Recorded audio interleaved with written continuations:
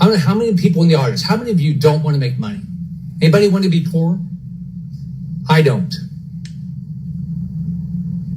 Right? So this idea that we're going to attack people because they make money is wrong. Is absolutely wrong. We should cherish all of our different backgrounds. Every one of us has a different background.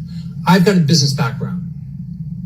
But what I was just accused of is making money, and somehow I can't be fair and do things the right way. So I think it's disgusting what is going on here. Funny. Anyone watching this needs to hopefully finally realize that the only way to get the attention of these quote unquote politicians is to target their money flow. That's the message I've been pushing for half a decade. When these people feel that their money is on the line or that the money flow stops, they and their bosses, the wealthy men and women that own them and that bribe them, it is only then that they will reach out to the masses and say, guys, what's going on? The money has stopped. Voting for these people, having rallies, speeches, marches, none of that stuff matters to any of them. You have to affect their money. Then you see these disgusting animals jump up and then everything is disgusting and it's horrible and something has to be done. We have to fight against this. This guy is a Republican. He's so afraid of his money being hurt that he's now starting to talk like a Democrat, talking about we need to respect everyone's backgrounds. These people panic when you take away their money. This needs to be a lesson to everyone out there. I'm not even going to comment on the ban and how this is all a joke and how it's a game and it's an act. Even if they get this ban through, which I don't believe they will, this is all an act. Even if they get it through, there will be certain provisions within the bill that allows the relatives and probably the spouses of these people to still trade. So they'll just make the trades through those people. That's if it passes. It's all an act. None of this stuff will actually change anything. We as citizens have to make the change. We as the citizens, the masses, the majority, the ones who work and operate these businesses for these people and then take the money that they give us in the form of wages and pump it right back in when we go out and we shop in these big chain stores. We're the ones that have to make the actual change. The politicians never will. Nothing they introduce, nothing that they propose, none of that stuff is going to change the system because they are the system. They were put in place to make sure that this system, where the wealthy are able to do whatever they want to extract funds from the poor, from the masses, the politicians are in place to make sure that that system continues the way it's been going all these years.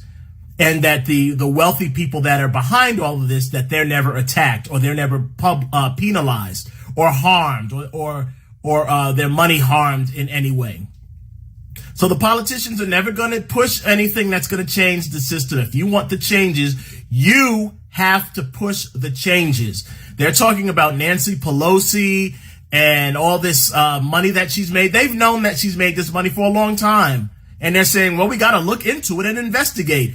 Let me tell you this. If you were an average citizen and you were caught doing some kind of illegal act, insider trading, something immoral or unethical, and you're basically using your position to illegally gain funds, they will arrest you immediately.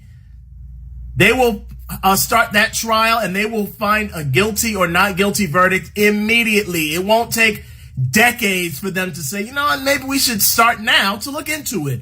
It's all an act and a game and a joke. These people make money off of the stock market, and the stock market operates properly, or the way that they want it to operate, because we pump money into all of these different giant corporations and conglomerates. We keep the stock market going with our cash when we shop in these stores. If you want to get any real change, you're upset that politicians are doing things you don't like and it's affecting your life and you want some change, stop asking them and make them change. And you make them change by pulling your money from all of the big chain stores that you see all over the country. The Krogers, the Stop and Shops, the Marshalls, the Home Depots, the Walmarts, the McDonald's, the Ultas, all the big chain stores that you see, stop going into those stores and convince everyone you know and love to stop going into those stores. Go into local mom and pop stores, into a bodega, a farmer's market, buy your products online, make the products yourself, find a cheap vendor somewhere that makes these products. Get them from off the internet. Don't go into the chain stores and share your money with them. Once you do that, the stock market will take a big hit because all of these big chain stores and these conglomerates are all tied together in some way.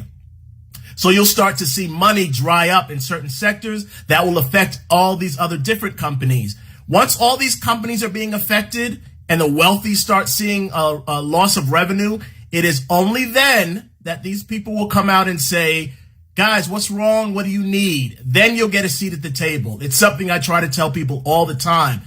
This government is a business. It's a business. If you're trying to negotiate with a business, you have to have some sort of leverage. Right now, you don't have any leverage. All you do is complain and whine and moan. That's it. That's not leverage. You have to get leverage at a negotiating table. They won't even give you a seat at the table if you don't have anything to offer them. If you have nothing they want or need, if you're already providing them with everything they want and need, which is your labor and your money, then they don't need anything else from you. They're already getting it from you. So if you want a seat at the table, you have to have some leverage. You have to walk into the room with some leverage, and that leverage is this. Wealthy men and women of the world, we as the poorer masses, we've decided we're going to stop participating in this economic system. We're going to pull our money collectively. That is going to shut down this system and it will take away your wealth. Now what? Once you do that, now you have leverage. Now they will sit down with you and they'll negotiate and ask you what you want and talk about what things they can and can't give you. Until then, you're just spitting in the wind, wasting your time. Again, this is another example. The only way to get these people up talking, I've never heard of this Rick Scott guy that is on the screen right now. Never heard of him, never saw his face. Now all of a sudden I'm hearing about him. That's because now he's upset and he's talking. Now he's sitting down and saying, hey, we need to have a discussion. Yeah, because his money is being affected. That's how you get the attention of all the wealthy men and women like the Jeff Bezoses and Elon Musks, who are actually controlling our government with their money. That's the only way you get their attention, is when you set it up so that their money is taken away from them. Please spread this message. This video will be shadow banned into oblivion because the wealthy own all of these apps. They search for videos like mine and make sure nobody sees them. So nobody talks about this option. Nobody talks about this solution. So please spread this and talk about it. I don't need you to spread my video. Just spread that idea and that concept that if we want to get some real change, we have to affect the money of the people that are controlling all of this. Stop shopping.